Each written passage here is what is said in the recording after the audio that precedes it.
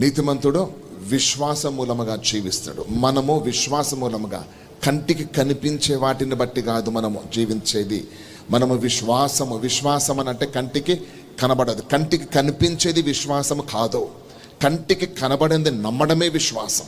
అంటే నీ భవిష్యత్తు నీ కంటికి కనబడదు, కానీ భవిష్యత్తులో దేవుడు నాకు ఈ కార్యం జరిగించబోతున్నాడని నమ్మేది, అది ఫెయిత్. That is faith. ఆలోచన చేయండి, నీ దృష్టి దేవుని మీద కాక దేని మీద పెట్టినా కూడా భయం నీలోనికి వస్తుందన్న మాట గుర్తు పెట్టుకుని. ఎందుకనంటే ఆయన ఒక్కరే మనం నడిపించేది.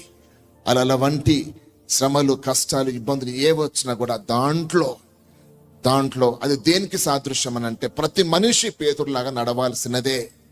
ఎందుకంటే భూమి మీద ఉన్న మనం పరలోకంలో ఉన్న భూమి మీద ఉన్న కష్టాలు, నష్టాలు అన్ని మనకున్నాయి. ఇక్కడ వీ హ్యావ్ ఎవ్రీథింగ్. అన్ని సమస్యలు అందరికి వచ్చినట్టే మనకు కూడా ఉన్నాయి. కానీ మన జీవితం, మన నడక అంతా కూడా నీటి మీదనే అన్న మాట గుర్తు పెట్టుకోండి. అలల మీదనే మన నడక. నీ సమస్యలు, నీ కష్టాలు, నీ ఇబ్బందులు ప్రతిదీ కూడా అలల మీద నడిచినట్టుగానే ఉన్నాయి. మరి అలల మీద నువ్వు మునిగిపోకుండా, పడిపోకుండా ఉండాలి అని అంటే నీ దృష్టి ఎవరి మీద ఉండాలి? దేవుడు పలికిన మాట ఉంది, దేవుని వైపు చూస్తున్నాము. ఒక ప్రక్కన మన అనారోగ్యం ఉన్నది, డాక్టర్స్ చెప్పిన మాటలు ఉన్నాయి, మన రిపోర్ట్స్ ఉన్నాయి, ఇవన్నీ ఉన్నాయి. నువ్వు అటువైపు చూస్తే నీలో భయం కలుగుతుంది. కానీ ఆయన వాక్ వైపు చూస్తే, ఆయన పలికిన మాట మీద చూస్తే వచ్చిన చేయండి ఒకసారి. We can walk. That's the power of his command. గుర్తుపెట్టుకోండి, ఆయన పలికిన మాటలో అధికారం ఉంటుంది. అది నమ్మిన వాడే విశ్వాస మూలంగా జీవించగలుగుతాడు.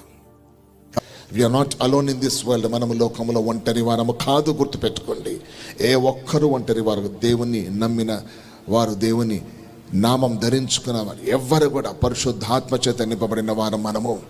We are not alone. God is with us.